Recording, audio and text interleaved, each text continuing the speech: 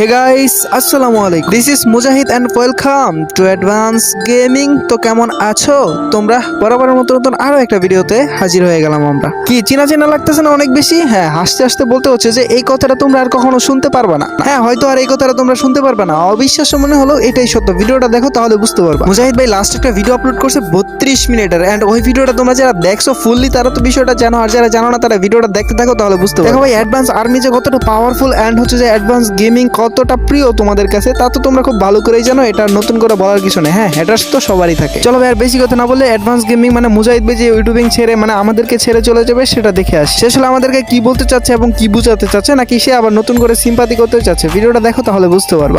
আমি আর থাকতেছি না, তো তাই আমি আর কিছু বলতে পারতেছি না। ইয়েস গাইস, আমি টক্সিক মানুষের দ্বারা বানানো টক্সিক কমিউনিটি ছেড়ে চলে যাচ্ছি। এখন আমি জানি হেডলাইন হয়ে যাবে ইমোএফএফ কে গায়েব করতে গিয়ে নিজেই গায়েব হয়ে গেল বোকাচোদা অ্যাডভান্স। অনেকে বলবে বয়ে পালাইছে, অনেকে বলবে সেমপিতে শিকার নতুন নাটক মারাইতেছে, অনেকে বলবে বস্তির পোলা চলে যেতেছে, ভালো হইছে আলহামদুলিল্লাহ, ঈদের সংবাদ, গুড নিউজ, মিষ্টি বিতরণ করে, এই সে অনেক কিছু বল। তাদের কাছে তারা করো, কিন্তু নাটক মাটক যাই ভাবো এটা মানতে পারবে না একটা কালো মুখোশধারীর পক্ষে এত বলার লোকজন। এসব হিংসুক সমাজ থেকে বিদায় নিলাম, তাহলে হ্যাটার্সরা খুশি তো? এমনিতে তোমাদের কমিউনিটি আমি খারাপ করে দিচ্ছি, কারণ আমি অনেক খারাপ একটা মানুষ। এই খারাপ মানুষটা চলে গেলে আশা করি কারো কোনো আক্ষেপ থাকবে না। কমিউনিটির বোধাই তো আমি থাকা আর না থাকা দিয়ে কি? অনেকে সেম পেতে বলবে, তাদেরকে বলতেছি না তো আমি টাইটেলে দিলাম শেষ ভিডিও, না তো থাম্বনেলে, না তো ভিডিওর শুরুর দিকে, না তো কাদো কাদো শুরু বলতেছি, ভিডিওর মাঝখানের মাঝের অংশে অ্যানাউন্স করে দিছি। বুঝতে পারলাম আমার আর প্রয়োজন নাই। এখন বল, আমাকে খারাপ লাগতেছে না? খারাপ তো লাগতেছে, খারাপ লাগছে বলেই এই ডিসিশন। তোমাদের ভালোবাসা বলার নয়, যা দিছো আলহামদুলিল্লাহ। এমন ভালোবাসা খুব কম মানুষই পায়। কিছু টক্সিক মানুষের জন্য এই ভালোবাসা ঘৃণাতে রূপান্তর হোক, এটা আমি চাই না। সম্মান থাকতেই সম্মান নিয়ে চলে যেতে চাই। এই কমিউনিটি টক্সিক পাবলিক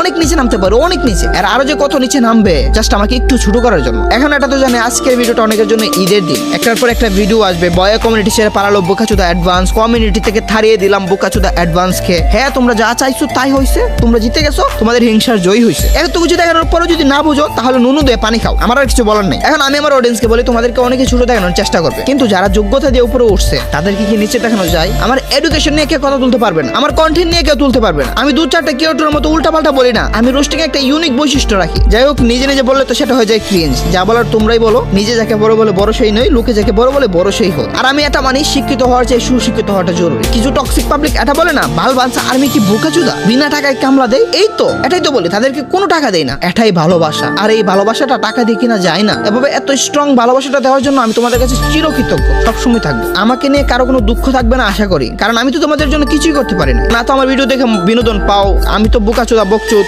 বস্তির ছেলে, এত কিছু তো তোমাদের জন্য না করার জন্য। কারণ এটা লাস্ট ভিডিও, আমি এত ভালো না বলেই বিদায় নিচ্ছি। তোমাদের সাথে আমার আর যাবে না, তোমাদের সাথে আমার মিলে না। দেখো এখানে কমেন্টটা দেখা, যে কমেন্টটা নিয়ে কন্ট্রোভার্সি। কমেন্ট করছিল ব্ল্যাক সাকিব তোমার জিএফ সামলাও বেডিরে। এই ব্ল্যাক সাকিব তোমার জিএফ বলারও কারণ আছে। এই মেয়ে ব্ল্যাক সাকিবের কমেন্টে ভালো ভালো কমেন্ট করতো, যাতে ব্ল্যাক সাকিব তাকে রোস্ট না করে, এরকম একটা সিচুয়েশন ছিল। তো এই পার্শ্বপ্রেক্ষিতে ব্ল্যাক সাকিবকে টানছে এবং বলছে ব্ল্যাক সাকিব তোমার জিএফ সামলাও বেডিরে। এটাতে তুমি কি এমন অপমানজনক খুঁজে পাচ্ছ? ভাই, এটা 2024। এখানে এটাকে ফান বলবে না, যেখানে মিরাজ শান্তির সামনে বলে কক্সবাজার নিয়ে যাবো, এমন তো না। তোমারটা অপমানজনক হলে মিরাজেরটা কত বড় অপমানজনক একবার ভাবো। কিন্তু তারা এটাকে ফান হিসেবে নিছে। এই কমেন্টটা দেখলে সবাই ফান হিসেবেই বলবে, সাধারণ একটা পাবলিকও ফান হিসেবেই বলবে। এই কমেন্টটা তো হাইলাইট করতেছি, দেখো ভালো করে। এটাতে তো নেগেটিভ নাই ভাই, নেগেটিভ নেওয়ার মতো এত কিছু ছিল না। নেগেটিভ আচ্ছা মেনে নিলাম, তার জন্য এটা অপমানজনক, তাকে কারো জিএফ বলা ঠিক না। কিন্তু উত্তর এটাকে মানুষই ছিল, তোমার মা ওর জিএফ আমি না, দেখো গিয়ে তোমার মায়ের সাথে ব্যস্ত আছে মনে হয়। এই লাইনটা আবার বলো, এই লাইনটা কতটুকু খারাপ বলো। নীলয়টা ঠিক না আমি বলতেছি, নীলয়টা আমি 100% বলতেছি, হ্যাঁ ঠিক কাজ করে না, চেষ্টামি করছে, হ্যাঁ বুঝেই না হ্যাঁ কি করছে। কিন্তু তার মা কি টেনে না কতটুকু ঠিক একটা অডিয়েন্স হিসেবে কমেন্ট করতে পারে না? অডিয়েন্সটা যদি গালি দিত, ক্রিয়েটরকে গালি দেওয়ার বদলে যদি গালি দিত, তখনও মানানসই হতো। তারপর এই কমেন্টটাতেও তো যদি গালি দিত, একটা ছেলেকে হিজড়া, মাগিবাজ, বোকাচোদা এটসেট্রা কত গালি দেওয়া যায়, কিন্তু মাকে দেওয়াটা কতটুকু মানা যায়? তোমরা এখানে আরো লজিক খোঁজো। মাকে নিয়ে নোংরামের পর একটা ছেলে চুপ থাকবে? খোদার কসম করে বল, আমি যাওয়ার আগে ইটস খাবো আর জান্নাত গেমিং এই দুইটা ব্যক্তির কাছে সরি বলে যায়। সবাইকে যতই রোস্ট করছি তাদেরকে একটু বেশি করছি, পারলে মাফ করে দিও। তোমরা আশা করি মাফ করে দিবা। দিন শেষে কন্টেন্ট যাই হোক, মানুষ হিসেবে তোমরা অনেক ভালো। তো গাইস, এটাই বলে যাই, এই জঘন্য মানুষের ভিড়ে আমি আর থাকতে চাই না। এই জঘন্য মানুষ থেকে আমি দূরে থাকতে চাই। তাদের তো সারা জীবনের শখ আমাকে রাস্তা থেকে সরিয়ে দেওয়া। না, আমি নিজেই সরে গেলাম, তোরা যা করার কর। এবার আমাকে নিয়ে একটার পর একটা রোস্ট করো, সবাই রোস্ট করো। গাইস, তোমরা রোস্ট করো না কেন? তোমরা বসে আছো কেন? রোস্ট করো। আর কেউ আমাকে সাপোর্ট নিয়ে কোনো ভিডিও বানাও না, বানালে তো হয়ে যাবে চামচা। এই উপাধিটা প্লিজ কেউ নিও না, এগুলো অডিয়েন্সের হাতে ছেড়ে দাও। আরে ভাই, আনন্দ বানাও। অ্যাডভান্স জোকার বস্তির পোলা ইউটিউব ছেড়ে দিছে, এটা তো ঈদের নিউজ। নিউজ। কমেন্ট পাইবা ভাই, কমেন্ট পাইবা। আমার চ্যানেলে না পেলো অন্যদের চ্যানেলে ঠিকই এসব কমেন্ট পাইবা। অনেকে তো খুশির টেলায় বলতেছে আলহামদুলিল্লাহ, এতিমখানায় একটা হাসি জবাই করে খাওয়ামো। বুঝতেই পারতেছো আমি কোন লেভেলে চলে গেছি।